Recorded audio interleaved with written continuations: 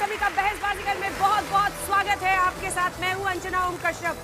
छात्रों का बहुत स्वागत इस तरफ जो नीले गमछे के साथ बैठे हुए हैं, जो मोशन के पक्ष में आज बोलने वाले हैं। मोशन हम आपको बताएंगे, बड़ा ही दिलचस्प आज का मोशन है, लेकिन तालियों के साथ आप सभी का बहुत बहुत स्वागत है नीले गमछे वाले। और ये है बीच में, ये लोग कम मात्रा में पाए जाते हैं, ये सफेद गमछे वाले लोग हैं, ये शांति प्रिय लोग हैं, इनको मोक्ष मिल चुका है जीते जी। ये किसी बात पर, किसी मुद्दे पर अपनी कोई राय नहीं रखते, दोनों पक्षों को सुनते हैं। मैं आपको आदर्श मानती हूँ, गुस्से में मत देखो, मैं तुमको सही मानती हूँ। ये लोग हंस रहे हैं, ये जो लाल और नीला लिए हुए हंस रहे हैं। मैं तो मानती हूँ कि ऐसा ही होना चाहिए, दोनों पक्षों को सुनना जरूरी है। और तालियों के साथ स्वागत लाल गमछे वालों का, जो आज इस मोशन के पक्ष में। आज आपके लिए एक पहेली है, एक ऐसी पहेली है भारतीय पॉलिटिक्स की जो सबसे दिलचस्प पहेली है। और वो ये है कि कुछ मुद्दे इस पार्टी के होते हैं, कुछ मुद्दे उस पार्टी के होते हैं, और इधर वाले उसको नहीं छूते और उधर वाले इसको नहीं छूते। ये इसको अपना कोर बैंक बनाते हैं और ये अपने कोर पॉलिटिक्स पे रहते हैं। जैसे राम मंदिर का मुद्दा, अब कांग्रेस वाले भी कहते थे हाँ भाई बनना चाहिए, नहीं बनना चाहिए, कभी राम मंदिर को मानते थे, नहीं मानते, लेकिन बीजेपी अड़ी रही, मैनिफेस्टो में डालती रही राम मंदिर बनेगा, राम मंदिर वहीं बनाएंगे, और फिर तारीख भी आ गई और राम मंदिर वहां पर बन गया। लेकिन इस मुद्दे पर बीजेपी अडिग रही। धारा 370 बीजेपी ने अपना कोर इसको मुद्दा बनाया। ट्रिपल तलाक को, जो इंस्टेंट तलाक के बिद्दत है, जो इंस्टेंट तलाक होता है, उसको खत्म करना, कि कोई किसी को बोलकर मौखिक रूप से तलाक नहीं दे सकता है, उसको खत्म करना। यूसीसी, अवैध घुसपैठ का मुद्दा आजकल आप सुन रहे होंगे। अवैध घुसपैठ के मुद्दे पर, चाहे वो झारखंड हो, बिहार हो, असम हो, पश्चिम बंगाल हो, इस मुद्दे को अब बीजेपी जोर शोर के साथ उठा रही है। कहती कांग्रेस और विपक्ष की पार्टियां भी हैं, यहाँ पे घुसपैठिए हटना चाहिए, लेकिन वो घुसपैठ पर कोई आंदोलन नहीं करते हैं। मतलब कोई अवैध नागरिक किसी दूसरे देश का भारत के अंदर आकर रहे, उस पर आंदोलन या विरोध करने के लिए विपक्ष सड़कों पर नहीं निकलता है। लेकिन जहां सरकार में भी बीजेपी है, वहां पर घुसपैठ के खिलाफ वही बोलते हुए आपको नजर आएंगे। तो घुसपैठ का भी एक ऐसा ही मुद्दा है जो बीजेपी अपना कोर मुद्दा बना रही है, लेकिन विपक्ष इस मुद्दे को जोर शोर से उठाता नहीं है, लेकिन कहता है हाँ भाई घुसपैठ नहीं होना चाहिए। आज ये सवाल हम पूछेंगे इस अपने बहसबाजीगर के डिबेट में कि घुसपैठ राष्ट्रीय सुरक्षा का मुद्दा है या बीजेपी का एजेंडा है। क्या बीजेपी के लिए ये सिर्फ वोट पाने का तरीका है या ये वाकई राष्ट्रीय सुरक्षा की बात है? अगर 40, 50, 60% तक आबादी असम के कई जिलों में हो चुकी है घुसपैठियों की, मुस्लिम आबादी, तो ऐसे में क्या ये मुद्दा देश के लिए नहीं उठना चाहिए कि ऐसे जगहों पर 40, फिर धीरे धीरे 50, फिर धीरे धीरे 60% आबादी कैसे हो गई है? ऐसा ही बहुत सारे पश्चिम बंगाल के जिले हैं जो कि बांग्लादेश से लगे हुए हैं। वहां पर भी अगर आप देखेंगे तो आश्चर्यजनक रूप से जो मुस्लिम वोट है उसकी आबादी बढ़ती जा रही है। कई जगहों पर 50-60% से ज्यादा हो चुकी है। तो इसकी वजह क्या है? क्या इस पर आंखें बंद कर ली गई थी पॉलिटिक्स के लिए? और बीजेपी क्या इस मुद्दे पर कुछ करेगी या सिर्फ वोट बटोरेगी? यही मुद्दा है आज, जिस पर आज हम चर्चा करेंगे। विपक्ष कहता है ये हिंदू मुस्लिम वोट करने का तरीका है, बीजेपी कहती है राष्ट्रीय सुरक्षा का मुद्दा है। इसीलिए आज हमने जो मोशन रखा है उस पर आज हम चर्चा करेंगे। और आज का मोशन, जिसमें प्रधानमंत्री नरेंद्र मोदी ने लाल किले के प्राचीर से कहा था कि घुसपैठियों भारत छोड़ो, गृहमंत्री अमित शाह बार बार कह रहे हैं कि हर हाल में घुसपैठियों को निकालेंगे। तो आज का मोशन है, क्या घुसपैठियों को बीजेपी ने चुनावी हथियार बना लिया है? एक बार फिर से मोशन सुनिए, क्या घुसपैठियों को बीजेपी ने चुनावी हथियार बना लिया है? इस बार दिलचस्प ये है कि चुनावी हथियार बना लिया है मोशन के पक्ष में वोट करने वाले इस तरफ है। आप लोग यही मानते हैं ना कि बीजेपी ने हथियार बना लिया है? कितने लोग मानते हैं? हाथ उठाइए। नीला गमछा लेके बैठे हो, मानते नहीं है मैडम? नहीं, वहां बैठना है अभी से ही पाला बदल लिया आपने। अब अल्लाह भाई, यहाँ पे डिबेट होने के पहले ही पाला बदल रहे हैं। लीजिए गमछा, लीजिए, जाइए गमछा लीजिए, आपको ही बदलना है, उधर ही जाना है आपको भी। आइए मैडम, लीजिए, हम कैसे रोक सकते हैं आपको? आइए, नहीं आप यहाँ पे भी बैठ सकती है लाल गमछा लेकर। आइए बढ़ा दीजिए, कहाँ उठेंगी उस उम्र में? रुकिए, हम ही आपको दे देते हैं। एकदम आपने पहले ही सोच लिया है। और कोई है नीला गमछा वाला? आप लोग को भी लाल लाले हैं तो जाइए वहां से लीजिए। और बहस शुरू नहीं हुई है, लाल गमछा लेने के लिए सब तैयार हो गए। लीजिए, व्हाइट वाले को साइड में रख लीजिएगा, साथ में ले लीजिए।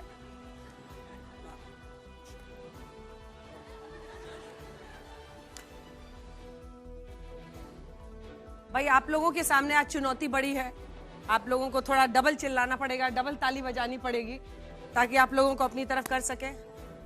देखिए उधर लाल गमछा रख के उन्होंने सफेद ले लिया है। बाप रे, खतरा दोनों तरफ है। तो शांति प्रिय लोग भी बढ़ रहे हैं, लेकिन एक है जिन्होंने लाल गमछा, मतलब अब ये मान रही हूं कि मैंने जैसे टॉपिक बताया ना उससे भी असर हुआ है थोड़ा। तो क्या घुसपैठियों को बीजेपी ने चुनावी हथियार बना लिया है? आज बहस बाजीगर का यही मोशन है। हमारे तमाम दर्शक जो घर में इस वक्त मौजूद हैं, आप भी QR कोड स्कैन करके अपना वोट डाल सकते हैं। आइए बहस की शुरुआत करते हैं और सबसे पहले मंच पर बुलाते हैं अपने तीनों जजेस को। आइए तालियों के साथ स्वागत करते हैं। पेशे से पुलिस वाले हैं और आज भी इनके दिल में पुलिस फोर्स ही धड़कता है। तालियों के साथ स्वागत कीजिए डीजीपी उत्तर प्रदेश के डॉक्टर विक्रम सिंह साहब, विनोद अग्निहोत्री जी वरिष्ठ पत्रकार, और हमारे रॉक स्टार गौरव सावंत का तालियों के साथ बहुत बहुत स्वागत है, बहुत स्वागत है। सीनियर मैनेजिंग एडिटर हैं इंडिया टुडे के, विदेशी मामलों के विशेष जानकार हैं, हर मुद्दे पर बेबाकी से अपनी राय रखते हैं। बहुत बहुत स्वागत है। गौरव है ये हमारे साथ, गौरव सावंत। गौरव तो फिर गौरव ही है। अब आइए बुलाते हैं अपने पहले दो कंटेस्टेंट्स। आइए अनिल यादव जी का स्वागत कीजिए तालियों के साथ, प्रवक्ता हैं कांग्रेस पार्टी के। रोहन गुप्ता, तालियों के साथ बहुत बहुत स्वागत है, भारतीय जनता पार्टी के राष्ट्रीय प्रवक्ता, सोशल मीडिया में बड़े माहिर माने जाते हैं। गुजरात के चुनाव में जब मैं पिछली बार मिली थी तब, हाँ आइए बैठिए, स्वागत है। तो दोनों टीम लीडर्स हैं, अपनी अपनी टीम को लीड करेंगे। अगले दो वक्ताओं को बुलाते हैं, तालियों के साथ स्वागत कीजिए। अश्विनी उपाध्याय सुप्रीम कोर्ट के लॉयर हैं, सर्वोच्च न्यायालय के लॉयर हैं, और वहीं उनके साथ जुड़ रहे हैं विकास गुप्ता, दोनों ही सुप्रीम कोर्ट में लॉ प्रैक्टिस करते हैं। हमने सोचा मुद्दा जरा कानून से भी जुड़ा हुआ है, तो इस बार आजकल देखिए जैसे हर पेशे में आप देखते होंगे आपको इधर के भी लोग मिलते हैं और उधर के भी लोग मिलते हैं, वैसे ही आजकल वकालत में भी आपको इधर के भी लोग मिलते हैं और उधर के भी लोग मिलते हैं। हमने सोचा एक जोड़ा बना लिया जाए, तो वो भी टीम में अपने शामिल हो गए। और अब आखिरी दो वक्ताओं को बुलाते हैं, तालियों के साथ स्वागत कीजिए। प्रोफेसर साहब है पेशे से, लेकिन राजनीति पर जब बोलते हैं तो ज्यादा सुर संगीत दिखता नहीं है। संगीत रागी जी, बहुत स्वागत है आपका। आशुतोष जी पॉलिटिकल एनालिस्ट के तौर पर हमारे साथ जुड़ रहे हैं।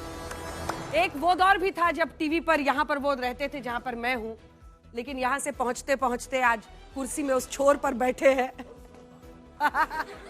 हम तो आपका हित चाहते हैं, आप अपना क्या चाहते हैं हमें पता नहीं। चलिए इस बहस की हम शुरुआत करें। क्या घुसपैठियों को भारतीय जनता पार्टी ने चुनावी हथियार बना लिया है? पहले ये रिपोर्ट देखिए।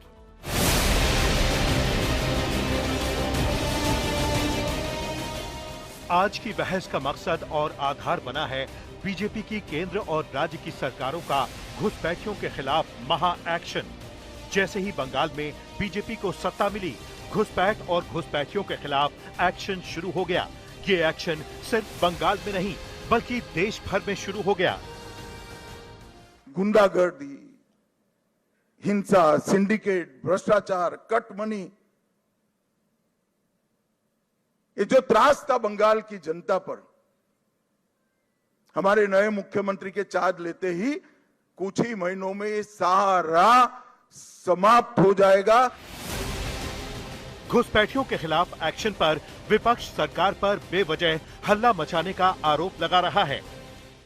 1, 2, 3 लगातार 3 दफे हिंदुस्तान की सरकार आप लोग ही बनाए हैं, आप लोग ही चलाते हैं, देश की प्रधानमंत्री आपका पार्टी के ही है। तो इतने दिन बांग्लादेशियों को भगाने के लिए किसने आपको रोका था? किसने रोका था? अजीब सी लग रहा है कि अचानक बांग्लादेशी को भगाने के लिए रोजाना शोर शराबा हो रहे हैं। बीजेपी घुसपैठियों को देश के लिए दीमक बता रही है, तो विपक्ष इसे बीजेपी का चुनावी एजेंडा।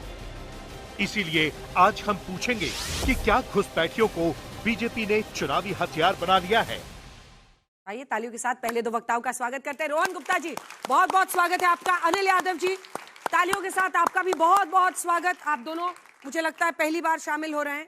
नहीं, मैं पहले आया। आप आ चुके हैं यादव जी, आज गुप्ता जी पहली बार आ रहे हैं। रोहन जी, तो आज का विषय है कि क्या घुसपैठियों को भारतीय जनता पार्टी ने चुनावी हथियार बना लिया है। आपका समर्थन करने वाले लोग यहाँ हैं जो मानते हैं कि राष्ट्रीय सुरक्षा का मुद्दा है, ये आपके हाथ का हथियार नहीं है। ये नीले गमछे वाले लोग, जिसमें पहले ही डिबेट इंट्रोड्यूस करते ही कुछ लोगों ने गमछा बदल लिया है, तो आज आपके लिए पिच अनुकूल दिखाई दे रहा है मुझे। लेकिन यहां पर नीले गमछे वाले लोग मानते हैं कि आपने इसको सिर्फ पॉलिटिकल एजेंडा बना लिया है। तो इस मोशन पर बोलने का आपका 1.5 मिनट का समय शुरू होता है अब। देखिए, मुझे लगता है अंजना जी, एक कहावत से शुरुआत करूंगा कि सरहदें चीखती हैं, सुरक्षा रोती है जब देश में घुसपैठियों के नाम पे राजनीति होती है।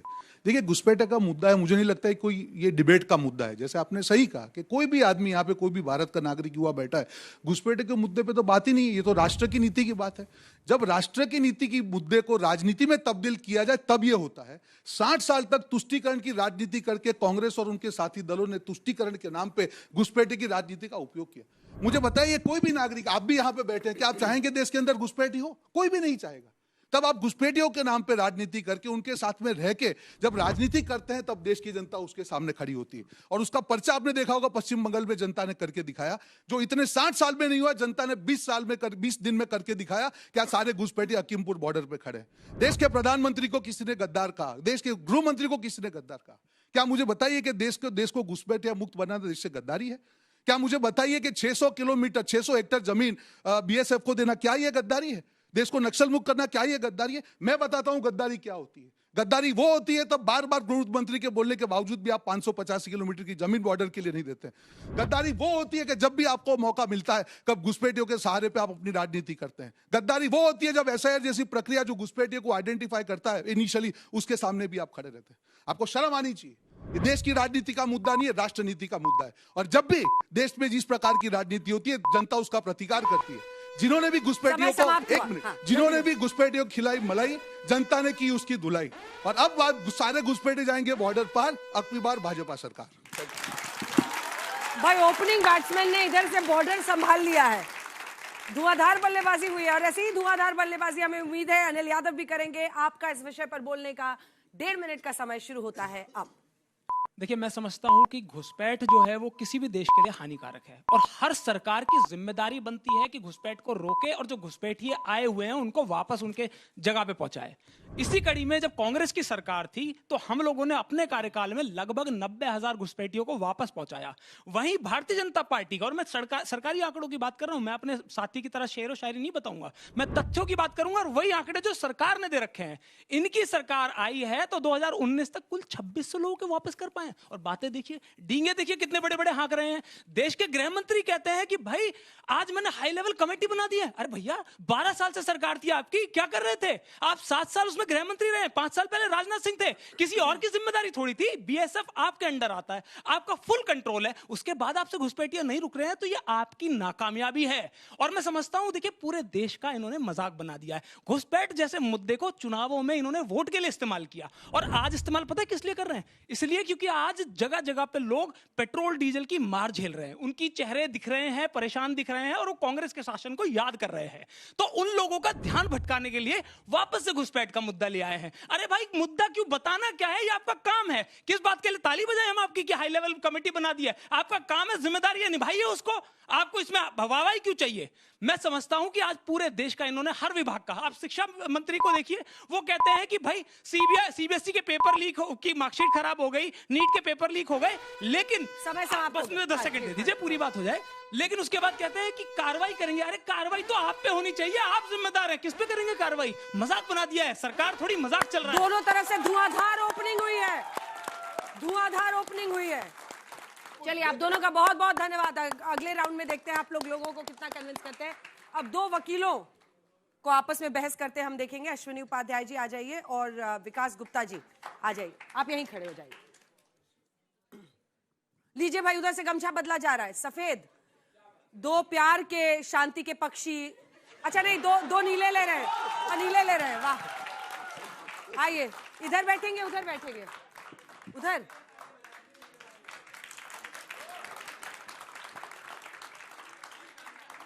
पहन लो बाबू, गले में पहन लो। हाँ, या अब लगे हो पूरे हीरो। चलिए, अब इस विषय पर बोलने का 2 वकीलों को वक्त दिया जा रहा है, कानून के नजरिए से वो क्या बोलते हैं। आपका इस विषय पर बोलने का अश्विनी उपाध्याय जी 1.5 मिनट का समय शुरू होता है अब। भारत में 28 राज्य हैं और 8 केंद्र शासित प्रदेश होंगे। टोटल हो गए 36 में से 9 राज्यों की डेमोग्राफी बदल चुकी है, यानी 25% राज्यों की डेमोग्राफी बदल चुकी है। भारत में 800 जिले हैं, उसमें से 200 जिलों की डेमोग्राफी बदल गई है, इसका मतलब 25% जिलों की डेमोग्राफी बदल चुकी है। भारत में 6000 तहसीलें हैं, उसमें से 1500 तहसीलों की डेमोग्राफी बदल गई, इसका मतलब 25% तहसीलों की डेमोग्राफी बदल चुकी है। भारत के बॉर्डर पे टोटल 300 तहसीलें हैं, उनमें 300 की 300 तहसीलों की डेमोग्राफी बदल चुकी है, यानी 25 बॉर्डर की 100% तहसीलों की डेमोग्राफी बदल चुकी है। घुसपैठ में मैंने 2017 में पीएल फाइल किया था और राज्यवार मैंने आंकड़े दिए थे कि भारत में 5 करोड़ घुसपैठिए हैं। 2026 चल रहा है, किसी राज्य सरकार ने, चाहे वो लेफ्ट की सरकार हो या राइट की सरकार, किसी ने सुप्रीम कोर्ट में ये नहीं आके कहा कि जो मैंने आंकड़े दिए हैं गलत दिए हैं। तो भारत की डेमोग्राफी बदलने का 5 कारण है: लब जेहाद, लैंड जेहाद, घुसपैठ जेहाद, धर्मांतरण जेहाद, जनसंख्या जेहाद। भारत में प्रतिवर्ष 5 लाख बहन बेटियां गायब हो रही हैं। 5 लाख में से 1.5 लाख वापस मिल जाती हैं पुलिस के प्रयास के बाद। 3.5 लाख बहन बेटियां साल में मिल ही नहीं रही हैं। इसका मतलब प्रतिदिन 1000 बेटियां लब जेहाद का शिकार हो रही हैं। भारत में प्रतिदिन 1500 परिवारों का धर्मांतरण हो रहा है। एक परिवार में 7 आदमी मान के चलिए तो प्रतिदिन 10,000 हिंदुओं का धर्मांतरण हो रहा है, यानी साल में 40 लाख हिंदुओं का धर्मांतरण हो रहा है। 5 करोड़ घुसपैठी आके बैठे हुए हैं। 90,000 बच्चे रोज पैदा हो रहे हैं, यानी साल में 3.25 करोड़ बच्चे पैदा हो रहे हैं। एक पंचवर्षीय योजना में लगभग 17 करोड़ बच्चे पैदा हो रहे हैं। डेमोग्राफी बदलने का मूल कारण है लब जेहाद, लैंड जेहाद, धर्मांतरण, घुसपैठ, जनसंख्या विस्फोट। और घुसपैठ का मूल कारण है घूसखोरी। घुसपैठिए बॉर्डर पे 2000 रुपए दे के अंदर आते हैं, अंदर आके 2000 में राशन कार्ड, 2000 में ड्राइविंग लाइसेंस, 2000 में बर्थ सर्टिफिकेट, 2000 में ऐसे 8 से 10 हजार रुपए खर्च करते हैं डॉक्यूमेंट बनवाने। नेक्स्ट राउंड बहुत अच्छा, मिडिल ऑर्डर ने इधर से भी अच्छा संभाला है, ठीक खेल रहे हैं। उधर से रागी जी के हाँ ठीक मारा है, ठीक मारा है। चलिए, आपका समय शुरू होता है 1.5 मिनट का। विकास जी आप। घुसपैठ एक समस्या है और जिस समस्या का निवारण करने के लिए केंद्र सरकार जिम्मेवार है, तो सरकार का काम है। लेकिन क्या इसे एक चुनावी मुद्दा बनाना चाहिए? मुझे याद आता है 2014 गुजरात से एक आदमी उठा जिसने कहा कि मुझे 60 महीने दीजिए, मैं आपको प्रतिवर्ष 2 करोड़ नौकरियां दूंगा। और इस संदर्भ में मैं इस बात को अवश्य कहना चाहूंगा, क्योंकि आप सब यूथ यहां पे हैं। जनधन की योजनाएं, अकाउंट तो खुले लेकिन उसमें धन नहीं है। 100 स्मार्ट सिटी का निर्माण हुआ, और मैं आपको एक बात कहना चाहूंगा कि अगर देश में 100 स्मार्ट सिटी होती तो 40 करोड़ लोग मिडिल क्लास में आ गए होते, उन्हें दर दर नौकरी के भटकने के लिए आवश्यकता नहीं करनी पड़ती।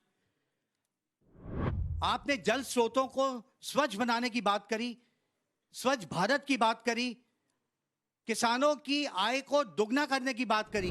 मैं इन सबको तो इलेक्शन का मुद्दा मान सकता हूं, लेकिन जब आप पिछले 12 साल में इन सारी बातों पे विफल हो गए, तो अब आप आज लाल किले की प्राचीर से कह रहे हैं कि हमें घुसपैठ को हटाना है और उसे एक चुनावी मुद्दा जो बनाना है, मुझे लगता है वो कहीं ना कहीं सही नहीं है, क्योंकि चुनाव मुद्दों पे होने चाहिए। घुसपैठ देश की सुरक्षा की बात है, जिसे सरकार को अपने आप बिना किसी के कहे पूछे उसका निवारण करना चाहिए। तो मुझे लगता है कि चुनावी मुद्दा इसको बनाया जा रहा है और आप सबको सचेत होना चाहिए। आप सब कॉलेज गोइंग स्टूडेंट्स हैं, स्कूल गोइंग स्टूडेंट्स हैं, आपको अपने अधिकारों की मांग करनी चाहिए।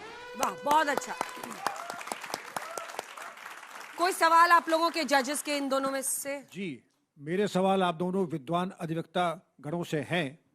मैं देखता हूं कि आपके ओजस्वी वक्तव्य के बाद वचनम किम दरिद्रता बातों से कब तक खुश करेंगे आप दोनों? क्या आपने किसी सरकारी अफसर, किसी राजनेता के ऊपर यूएपीए का मुकदमा लिखा? ये वैक्यूम में तो नहीं आ जाते हैं, ये लाए जाते हैं, बसाए जाते हैं, और हमारे देश को धर्मशाला बनाया इन्होंने। क्या बात, क्या बिल्कुल। जहां तक सर आपकी बात है, आपने जो नेताओं पे इशारा किया, मैंने पूरे पीआईएल के माध्यम से पूरे देश में एमएलए एमपी कोर्ट बनवाया और अब तक 500 सांसदों विधायकों की सदस्यता जा चुकी है। वो सारे जेल के बाहर हो चुके हैं, दोबारा चुनाव भी नहीं लड़ पाएंगे। वो मेरी पीआईएल के माध्यम से हुआ है। जहां तक ये घुसपैठ की, कौन से सांसद? 500 सांसद विधायक। नाम बताइए। आजम खां, अब्दुल्ला आजम, मुख्तार अंसारी। नहीं लड़ सकते अब इस मुद्दे पे। नहीं, इस मुद्दे पर नहीं, टोटल एमएलए एमपी कोर्ट के माध्यम से उनके मुकदमे चलते नहीं थे। अलग-अलग एमएलए एमपी के मुकदमे चलते नहीं थे, लेकिन उनके ऊपर और भी आरोप हुए तो उनके सजा हो गई। जहां तक कि सर इसकी बात है, मैंने अपनी जो पीआईएल फाइल किया उसमें कहा है कि आप घुसपैठ को राष्ट्र की सुरक्षा के लिए खतरा घोषित करिए, जिससे कि पुलिस एनएसए लगाए। अभी एनएसए लग नहीं रहा है। घुसपैठ को आप अनलॉफुल एक्टिविटी डिक्लेयर करिए, जिससे यूएपीए लगना शुरू हो जाए। अभी क्या लग नहीं करेंगे रहा उनको? मान लीजिए एक काउंटर क्वेश्चन मेरा है, फिर एनएसए लगा दिया आपने, उनको जेल में बंद कर दिया जी, फिर क्या करेंगे? कितने जेलों में रखेंगे नहीं उनको? ऐसा होता है रंजना कितने जी। डिटेंशन सेंटर्स यस, हमारे तैयार हैं? मैं आपको बता रहा हूं, आपके घर में अगर 20 मच्छर आ जाएं तो आप एक मच्छर को मारिए, 19 मच्छर अपने आप भाग जाएंगे। आपके घर में 20 चूहे आ जाएं, एक चूहे को मारिए, 19 चूहे अपने आप भाग जाएंगे। ऐसे ही घुसपैठियों को जेल में भेजने से पहले ज्यादा जरूरी है घुसपैठियों का आधार बनाने वालों को, घुसपैठियों का राशन कार्ड बनाने वालों को, घुसपैठियों का बर्थ सर्टिफिकेट बनाने वालों को, घुसपैठियों को ड्राइविंग लाइसेंस बनाने वालों का, घुसपैठियों को वोटर आईडी। केवल जो भारत में घुसपैठियों की मदद करते हैं, पार्षद, प्रधान, सांसद, विधायक, इनको जेल में डालिए, घुसपैठी अपने आप भाग जाएंगे, एनआरसी की जरूरत ही नहीं पड़ेगी। पूरा माफिया तोड़ना होगा। मेरा प्रश्न तो पूरी पॉलिटिकल क्लास से है, हमारे देश की, क्योंकि ये जो घुसपैठ का मुद्दा है ये एक नेशनल सिक्योरिटी का मुद्दा है, जो हमारे देश के लिए इस समय सबसे बड़ा खतरा इन सब बच्चों के लिए है। क्योंकि हम लोग की तो नौकरी लग गई, इनकी नौकरी में समस्या आएगी, क्योंकि वो घुसपैठिए वो नौकरी खाएंगे, वो घुसपैठिए इनकी जगह लेंगे, और ये इस देश के लिए बड़ी समस्या है। इस पर कांग्रेस, बीजेपी, टीएमसी तो होना ही नहीं चाहिए। ये जो वोट बैंक की राजनीति है, इस पर हमारी पॉलिटिकल क्लास को एक होना चाहिए। अनफॉर्चुनेटली वो नहीं हो पा रहा है। मतलब आप ये कह रहे हैं कि इस मुद्दे पर अनिल यादव की पार्टी सड़कों पर निकले विरोध करने, अनिल यादव की और पार्टी, आंदोलन ममता छेड़े बनर्जी बीजेपी की के पार्टी, रोहन गुप्ता की पार्टी, सबको एक मत होना पड़ेगा। क्यों? मेरे को मालूम है कि वोट बैंक की राजनीति होती है, लेकिन वोट बैंक की राजनीति में हमारे देश का नुकसान होता है। अनिल जी नहीं बोलेंगे, वो अनिल जी को सोचना होगा। क्यों कांग्रेस पार्टी क्यों विरोध करेगी? अनिल जी अगर बोल रहे हैं, अगर ये 5 करोड़ का आंकड़ा है, 5 करोड़ आ गए, आपने 90,000 भेज दिया, तो आपने सागर में से एक बाल्टी निकाल के वापस भेज दी। सागर तो आपके देश में आ रखा है ना, आपके बॉर्डर बेल्ट में डेमोग्राफिक प्रोफाइल, और ये आज की बात नहीं है। एक सेकंड, ये 5 करोड़ कहां से आया आपके पास? 5 करोड़ आया, 2 करोड़ तो बताया था लोकसभा में, बताया था उस समय के गृह राज्य मंत्री जी ने, कांग्रेस के समय में, वो जायसवाल जी थे कानपुर वाले, श्री प्रकाश जायसवाल जी। उसके बाद किरण रिजिजू जी ने दोबारा उसको 2 करोड़ बताया था। मैंने उस पर और रिसर्च किया, राज्यवार मैंने आंकड़े दिए कि कितना यहाँ पे 11 के सेंसस के आधार पे उन्होंने बताया। उन्होंने 11 के सेंसस बताया था। जनरल एसके सिन्हा की जो रिपोर्ट थी असम पर, 1971 की report, confidential report, general SK Sinha governor थे असम के।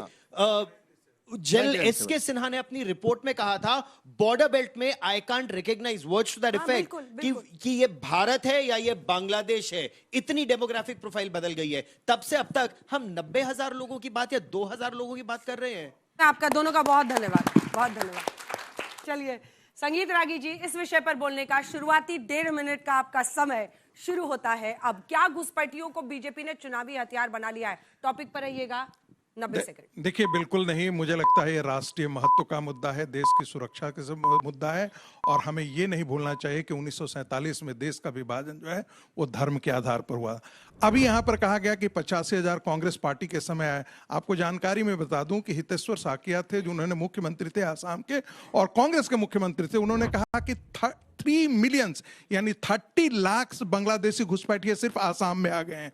इंद्रजीत गुप्ता जो कांग्रेस पार्टी के साथ सरकार में थे केंद्र के अंदर, और वो सीपीआई के थे, ऐसा नहीं था कि बीजेपी और बीजेपी रिलेटेड पार्टियों से थे। सीपीआई के गृह मंत्री रहते हुए, केंद्र में रहते, उन्होंने कहा कि 1 करोड़ घुसपैठिए। आसाम के एक मंत्री हुआ करते थे, देवकांत बरुआ, कांग्रेस से हुआ करते थे। वो कहते थे हमारे यहाँ घुसपैठिए इतने आ गए हैं, अली और कुली के सहारे हम देश में ये करते हैं, हम शासन चलाते हैं। ये आसाम के बारे में देवकांत बरुआ ने कहा था। अब जरा आ जाते हैं श्रीप्रकाश जायसवाल के बाद 2000 में पिटीशन फाइल किया था सर्बानंद सोनोवाल ने आसाम के अंदर। तब जाकर के आपको पता लगा 2005 में कांग्रेस 2005 में सुप्रीम कोर्ट ने कहा कि आपने 1983 के अंदर जो आईएमडीटी एक्ट लाया था वो घुसपैठियों को बचाने के लिए कांग्रेस पार्टी ने लाया है, घुसपैठियों को बाहर निकालने के लिए नहीं। क्योंकि जो सिटीजनशिप का एक्ट है, जो फॉरेनर्स एक्ट 1946 था, वो 2 प्रकार का है। यहां पर ओनर्स किसको दिया गया? जो बगल के पड़ोसी को जताना पड़ेगा, बताना पड़ेगा कि आदमी घुसपैठिया है, और उसको साबित भी करना पड़ेगा। यानी कांग्रेस पार्टी ने उनको सुरक्षा देकर के इस देश में बसाया है घुसपैठियों को। 26 से आए ही नहीं सर, उधर ही रह गए, 11 में ही फंस के रह गए। मिनट का आपने टाइम दिया, पहले 2 मिनट होता था। हाँ, नहीं तो हमने इसीलिए 1.5 मिनट किया है, क्योंकि आप लोग जितना समय दीजिए उतना ही दाएं बाएं खिसकने लगते हैं। मास्टर को तो बैकग्राउंड बनाने में ही लग जाता है। यही प्रॉब्लम है मास्टर्स के साथ, बच्चे कब सो जाते हैं उनको पता भी नहीं चलता। आशुतोष जी, मैं आज आपका इस कोई- विषय पर बोलने का टाइमर लगा दूं। मैं आज कोई- 90 सेकंड का टाइम शुरू होता है अब।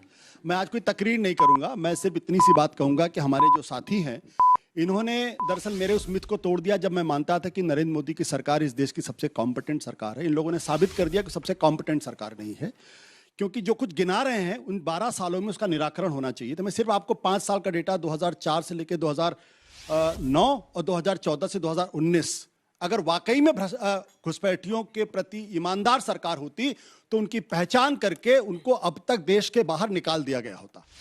ये दर्शक तय करेंगे। 2005 में मनमोहन सिंह की सरकार ने 14,916 लोगों घुसपैठियों को बाहर भेजा। 2006 में 13,692, 2008 में 12,135, 2009 में 10,602। अब आप इसका तुलना करिए 2014 989, 2015 474, 2016 308, 2017 सोच नहीं सकते सिर्फ 51 और 2018 445, 2019 299। अगर यह सरकार ईमानदार होती घुसपैठिए के मुद्दे को लेकर तो मनमोहन सिंह की सरकार में अगर 50,000 के आसपास 5 साल के लोगों को घुसपैठियों को बाहर भेजा गया तो नरेंद्र मोदी जी की सरकार में वह आंकड़ा 2,000 पर भी नहीं आता, 2,500 पे आके रुक जाता है। क्यों? अगर आप वाकई में आपके लिए चुनाव में मुद्दा नहीं है, और आपने कहा झारखंड में बड़े बड़े घुसपैठिए थे, चुनाव के बाद कितनों की पहचान हुई? एसआईआर के बाद कितनी पहचान हुई? क्लोजिंग दोनों तरफ से जबरदस्त हो, जबरदस्त, बहुत अच्छा, दोनों ने बहुत अच्छा बोला। हाँ, बीच में बहुत परेशान हो रहे थे जब ये कुछ कह रहे थे तो हमारे कान में फुसफुसा रहे, हमें कहीं जजेस नहीं सुन रहे तो कोई फायदा नहीं। अब हो गया, अब सवाल पूछेंगे। हाँ। ध्यान से सुने, उसका उत्तर बिंदुवार दीजिएगा। ये कोई रॉकेट साइंस नहीं। अगर हम गंभीर होते और इच्छा शक्ति होती, सबसे पहले इनको लाइन में खड़ा करके वोटिंग राइट समाप्त आपके हाथ से। दूसरे जो भी सरकारी संसाधन आपको मिल रहे हैं, उज्ज्वला योजना, गैस योजना और फ्री राशन, ये बंद आज से।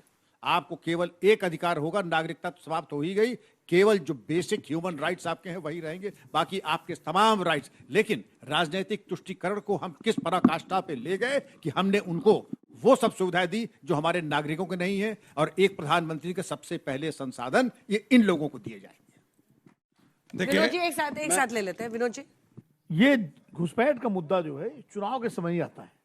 जब किसी भी राज्य में चुनाव होते हैं, बिहार में चुनाव हो तो घुसपैठ, झारखंड में चुनाव हो तो घुसपैठ, पश्चिम बंगाल में हो चुनाव हो तो घुसपैठ। अभी हाल में एक होम मिनिस्ट्री ने एक कमेटी बनाई है डेमोग्राफिक चेंजेस को स्टडी करने के लिए, उस पर रिपोर्ट देने के लिए।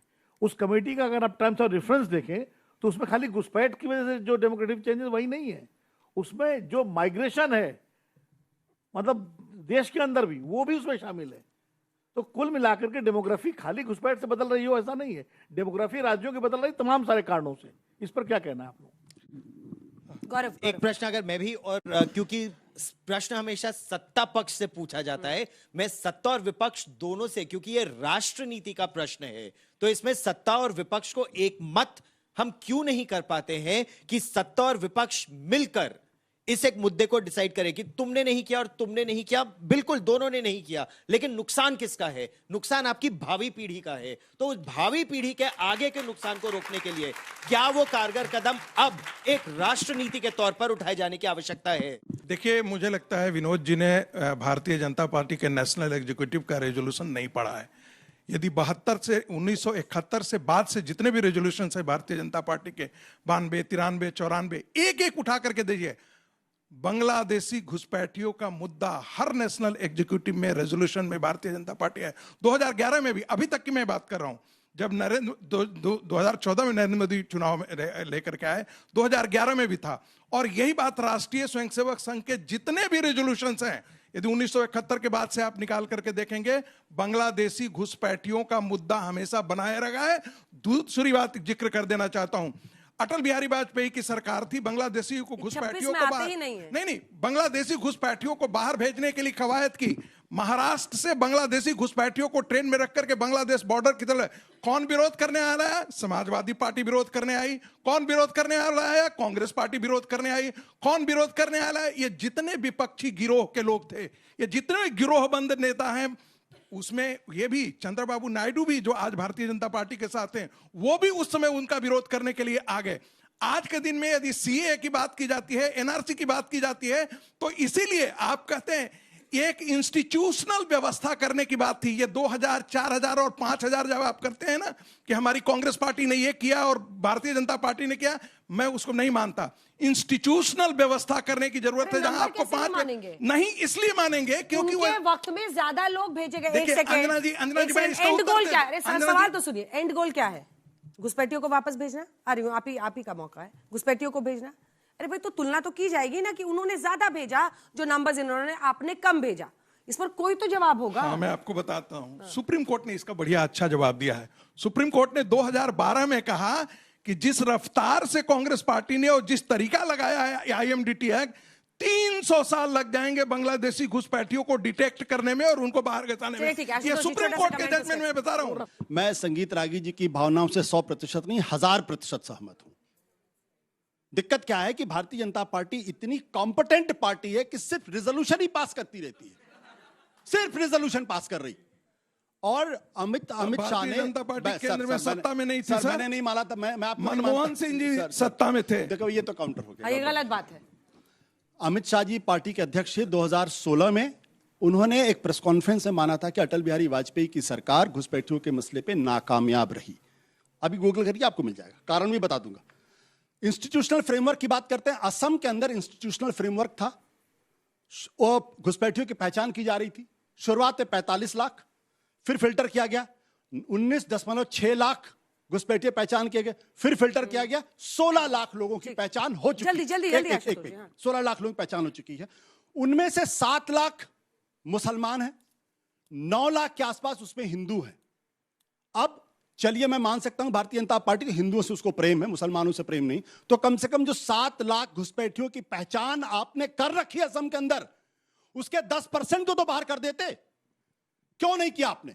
इसका मतलब आपके लिए सिर्फ चुनावी मुद्दा। और तब जब देश के प्रधानमंत्री चुनाव के दौरान कहते हैं ये घुसपैठिए हमारी मां बहनों के मंगल सूत्र को छीन लेंगे, जब देश का प्रधानमंत्री ये कहता है और सिर्फ कहता है और उसके बाद वो अमल में नहीं होता है, तो क्यों ना माना जाए कि ये सिर्फ और सिर्फ चुनावी मुद्दा है। बहुत धन्यवाद आप दोनों का। तालियां बजाइए भाई, जल्दी से आइए, जल्दी दोनों बैठिए, जल्दी से रिबेटल राउंड की शुरुआत करते हैं। गुरुजी टाइम कम है। रोहन जी आइए फटाफट। अनिल यादव जी जल्दी से, रिबेटल राउंड है, 1-1 मिनट का समय मिलेगा। जो आपका कोई प्रश्न था आप पूछ सकते हैं, जिसको हम लोग अभी शामिल कर लें। पूछे। मेरा प्रश्न इस समय बॉर्डर और बंगाल के बॉर्डर को लेकर है, और मैं क्योंकि इसमें सत्ता और विपक्ष की बात नहीं कर रहा हूं, मैं देश की बात कर रहा हूं।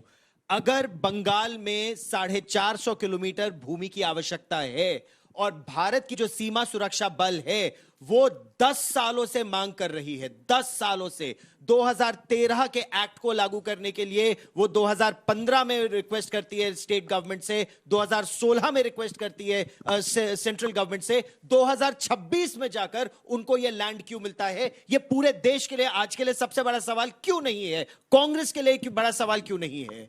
आपका इस विषय पर जवाब देने का गौरव के सवाल का 60 सेकंड का समय शुरू होता है। देखिए, मैं गौरव जी की बात से सहमत हूं कि राष्ट्र नीति जो है उसमें पक्ष हो या विपक्ष हो, दोनों को एक साथ आ जाना चाहिए। लेकिन सवाल यही है कि क्या राष्ट्र नीति जो है वो चुनाव की रैलियों में बनेगी? क्या जब आप वोट मांग रहे होंगे जनता से तब आपको घुसपैठियों का मुद्दा याद आएगा? आखिरकार आपने कब लीडर ऑफ ऑपोजिशन को या विपक्ष को कहा कि भाई हम एक कमेटी बना रहे हैं, हाई लेवल कमेटी बना रहे हैं, इसमें आप अपने सुझाव दीजिए? नहीं, क्योंकि आपको सिर्फ और सिर्फ वोट बटोरना है। जहां तक बंगाल की बात है, क्या सिर्फ घुसपैठिया बंगाल में? दिल्ली के अंदर करोड़ों लोगों की संख्या है, दिल्ली के अंदर आपके सामने घुसपैठिया बैठे हुए आपकी नाक के नीचे, तब आपको नहीं समझ आता कि ये घुसपैठिया हैं? तब अमित शाह जी कहां चले जाते हैं? आप मुझे बताइए। महाराष्ट्र में यही स्थिति है, क्योंकि समस्या यह है कि आपको सिर्फ और सिर्फ वोट चाहिए। घुसपैठियों से और इन बच्चों के भविष्य से आपको कोई मतलब नहीं है, आपको सिर्फ वोट चाहिए। जहां तक बंगाल की बात है, छोटी सी बात कहूंगा, वहां तो ये भी कहते थे कि हमें चुनाव नहीं कराने दिया जाता, लेकिन आपने कराया ना, इलेक्शन कमीशन ने कराया ना, कोर्ट की भी मदद ली ना। तो जब अगर आपकी नियत थी जमीन लेने की तो आप कोर्ट क्यों नहीं गए? क्योंकि सिर्फ और सिर्फ चुनाव में इस्तेमाल करना है, सिर्फ और सिर्फ वोट बटोरने और जनता को मूर्ख बनाना है। समय समाप्त हुआ। वाह। रिबेटल राउंड में अब आपका 1 मिनट का समय शुरू होता है। अब देखिए, अभी जो सवाल पूछा उसका कोई जवाब नहीं आया कि ये पहली बार हुआ है कि कोई राज्य सरकार 10 साल तक बीएसएफ ने जगह मांगी और नहीं दे रही है। मुझे लगता नहीं कि इससे बड़ा धोखा देश के साथ हो सकता है। आशुतोष जी ने बहुत बड़ी बड़ी बातें की कि भाजपा ने क्या किया। आपको क्या हकीमपुर बॉर्डर पे दिखा नहीं आपको क्या हो रहा है 2 दिन से? शायद आप लोग आराम में हैं चुनाव हारने के बाद में। वहां जो भीड़ है, आशुतोष जी आपको बोल के जाता हूं, ये अभी ट्रेलर है, अभी तो मेरे दोस्त पूरी पिक्चर बाकी है। जो छेद आपने पश्चिम बंगाल में छोड़ा था वो अब भर चुका है। अब भाजपा आपको दिखाएगी कि क्या करना है। आपने बहुत बड़े आंकड़े दिए, 2000, 5000। भाई, जिन लाखों दामादों को आपने यहां पे करा था और 2000 को वापस भेज के आप क्या साबित करना चाहते हैं? लाखों करोड़ों में दामाद इकट्ठे किए थे आपने। मैं आपकी सरकार का बताता हूं, वो दामाद बाहर गए। IMDT एक्ट, मैं आपको बता रहा हूं क्या धोखा होता है देश के साथ में। Illegal migrant detection act 1983, supreme court ने उसको 2005 में स्ट्राइक डाउन किया कि अनकॉन्स्टिट्यूशनल है। उसमें यह कहा गया कि माइग्रेंट नहीं, सामने वाले को साबित करना पड़ेगा ये माइग्रेंट है। किसने किया था? कांग्रेस सरकार ने किया था। श्री प्रकाश जायसवाल को जब संसद में पूछा गया कितने घुसपैठी है, तब उन्होंने आंकड़े दिए 2 राज्य के, आसाम में 50 लाख, बंगाल में 57 लाख। उनको आंकड़ा अपना वापस लेना पड़ा क्योंकि तुष्टीकरण की राजनीति चल रही है। बहुत अच्छा, दोनों ने रिबेटल राउंड में बहुत अच्छा बोला। दोनों ने रिबेटल राउंड में बहुत अच्छा बोला। दोनों, उन्होंने भी माइक रख दिया है एकदम टाइम फिक्स्ड एकदम। अब एक 60 सेकंड्स के ऊपर नहीं मिलेगा। जल्दी से आइए अश्विनी जी, विकास जी, जल्दी से।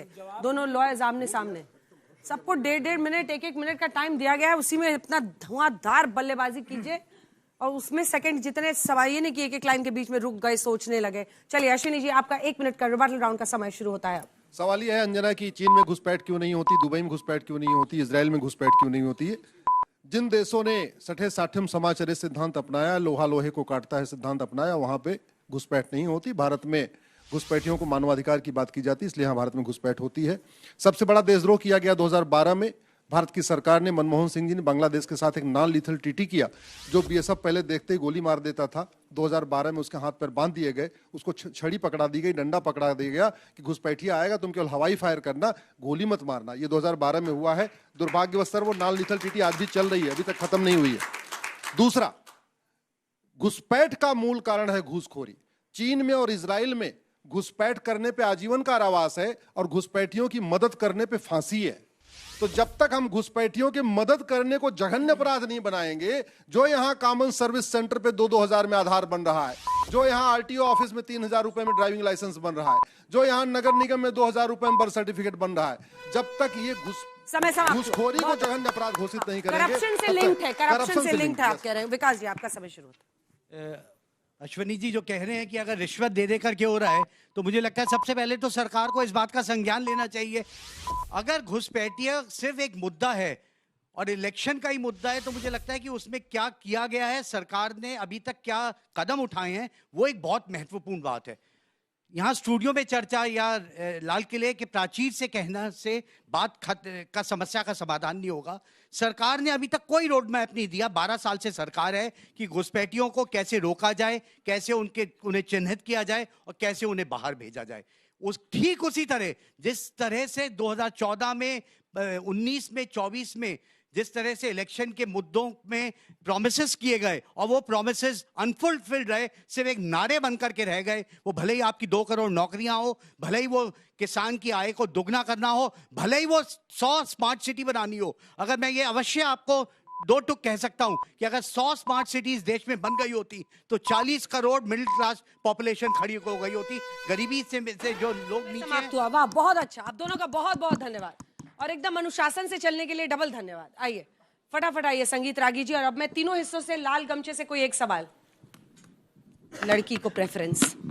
आइए मैम, मेरा सवाल यह है कि विपक्ष ने जैसे कहा कि घुसपैठ जो है वो एक मुद्दा नहीं है, लेकिन देश की सुरक्षा, क्या वो एक मुद्दा हो सकता है? इलेक्शन के टाइम पे वहाँ पे जो संसाधन है, जिसकी विपक्ष खुद कहता है कि कमी पड़ रही है, उस संसाधन की जो कमी है उसे खत्म करने की कोशिश के लिए घुसपैठ हटाए गए, तो इसे इलेक्शन पे एक मुद्दा क्यों नहीं रखा जा सकता? सफेद गमछे वाले शांति प्रिय लोग, आइए मैम, आइए। मेरा सवाल विपक्ष से है कि जब देश की सुरक्षा, अवैध घुसपैठ और डेमोग्राफिक इम्बैलेंस जैसे मुद्दे सामने हैं, तो फिर क्यों विपक्ष सरकार से वोट बैंक की राजनीति के पर सवाल करता है? मुझे लगता है कि ये राष्ट्रीय सुरक्षा का विषय और पक्ष और विपक्ष को एक होकर काम करना चाहिए। बहुत अच्छा। और आपने ये अच्छा किया, लाल शर्ट पहन ली है और फिर ऊपर से सफेद गमछा ले लिया है। कुछ तो डेस्टिनी फिक्स था आपका, बहुत अच्छा। चलिए इसका भी जवाब लेंगे नीले गमछे से। कोई लड़की प्रश्न नहीं करना चाहती है? पूछिए मैम। क्या ये घुसपैठ का मुद्दा यहाँ पर तो हो सकता है ना आरक्षण? घुसपैठ का मुद्दा नया तो नहीं है। अचानक से जब 2027 में चुनाव आने वाले हैं तो ये इतना मतलब ऊपर क्यों आ रहा है? मेरा ये क्वेश्चन है। 4 चुनाव से चल रहा है मैम, कहाँ हैं आप? चलिए अब जवाब लेते हैं। अब हाँ, हमने 100% कर दिया है। आप लोग 33% करने से डरते हैं, इसीलिए हम कहते हैं कि आप लोग डरपोक हैं सारे नेता। चलिए हमको घुसने तो दीजिए, वहां पे सब ठीक कर देंगे। 60 सेकेंड्स आपका समय शुरू हो रहा है जवाब देने का। जो प्रश्न आया उनका कि चुनाव में काहे उठाते हैं ये मुद्दा, रागी जी। देखिए मुझे लगता है 26 में रहिएगा सर, 2026 साल तारीख बताइए इनको एक बार फिर से, तो हम लोग फिर इतिहास में ले जाएंगे प्रोफेसर साहब। देखिए मैं इतना ही कह रहा हूं कि राष्ट्रीय सुरक्षा का मुद्दा है तो इसे हमेशा चुनाव का भी विमर्श बनना चाहिए। लोग सोचे तो सही, सेंसिटिव तो हो कि इस मुद्दे पर कितना हमको गंभीरता से इस बात को आगे ले चलनी है। इसका विरोध कौन करता है? जब एसआईआर का मुद्दा था, एसआईआर का मुद्दा एक बहुत अच्छा मुद्दा था, बंगाल के अंदर घुसपैठिए बाहर निकाल दें। कौन लोग जाकर के सुप्रीम कोर्ट लड़ने चला गया? कांग्रेस के गिरोह के सारे वकील लड़ने चले गए, कांग्रेस पार्टी लेकर चले गई और सारे विपक्षी दे रहा गैर भारतीय जनता पार्टी के लोग वहां बचाने के लिए चले गए थे। सीएए लेकर के आया था ना, एक वहां से आइडेंटिफिकेशन का इनडायरेक्टली हो सकता था ना, कौन विरोध शाहीन बाग कौन खड़ा किया? कांग्रेस पार्टी और सारे विपक्षी मिलकर के देश में शाहीन बाग खड़ा कीजिए। तो अपने दुश्मनों को पहचानिए, कौन इन घुसपैठियों को शरण दे करके पिछले 70 साल में दामाद बना करके रखा है। ये देश के दुश्मन है। मैं फिर आपको बताऊं, आपके कई हिस्से कश्मीर बन जाएंगे यदि इन घुसपैठियों को आपने बाहर नहीं निकाला तो। बार बार उनको दामाद कह रहे, कितने दामाद निकाले इन्होंने ये बताइए ना। हम घुसने ही नहीं देते।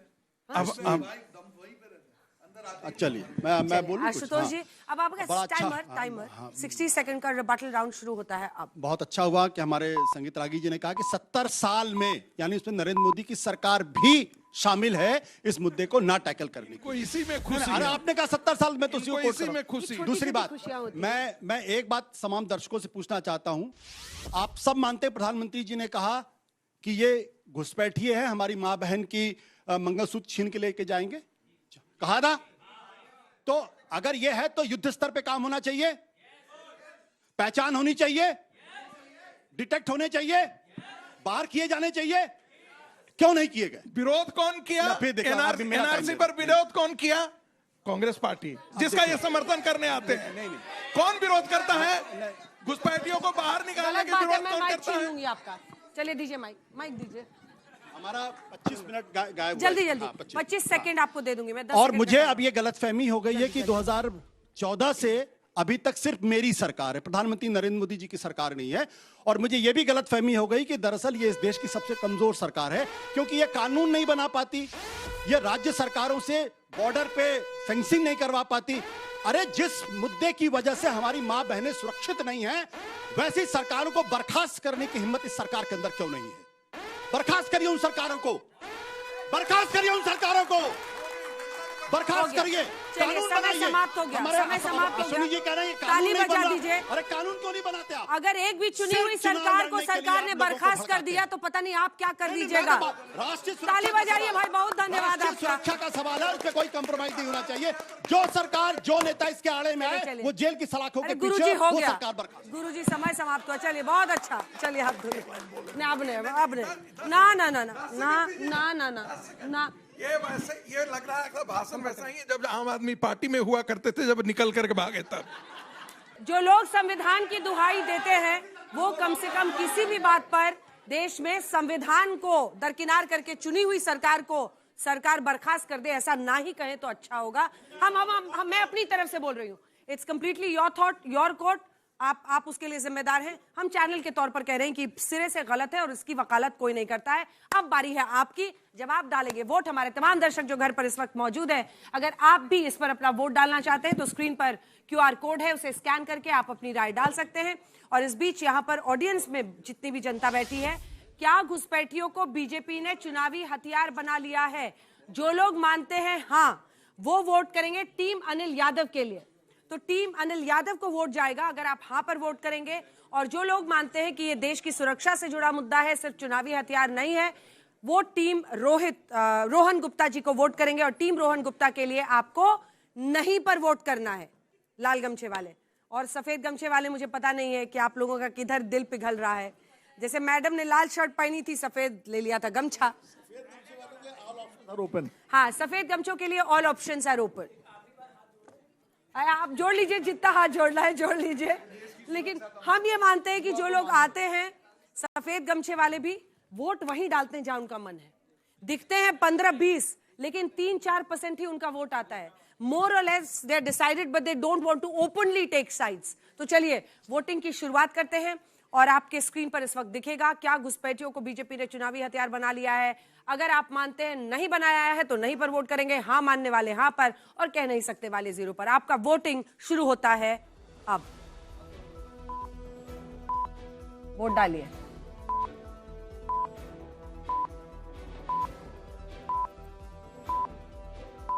अभी तो कांटे की टक्कर चल रही है। 50% 49% नहीं कह रहे हैं, 50% 45 कह नहीं सकते वाले 5%। आज मुझे लगता है कि जो सफेद गमछे वाले हैं वो ईमानदारी से कह नहीं सकते पर वोट डाल रहे हैं। पूरी डिबेट में आप लोगों का कोई राय नहीं बनी इस पर। 48 और 45, आखिरी के 25 सेकंड बचे हैं। 20 सेकंड। 49% नहीं वाले और 48 हो गया है। 46 हैं हाँ वाले और कह नहीं सकते वाले 6%, उनमें भी इजाफा हुआ है। इस बार राय बटी हुई निकली है और इसी के साथ समय समाप्त हुआ। 48% के साथ रोहन गुप्ता की टीम जीत गई है। 49% हो गया,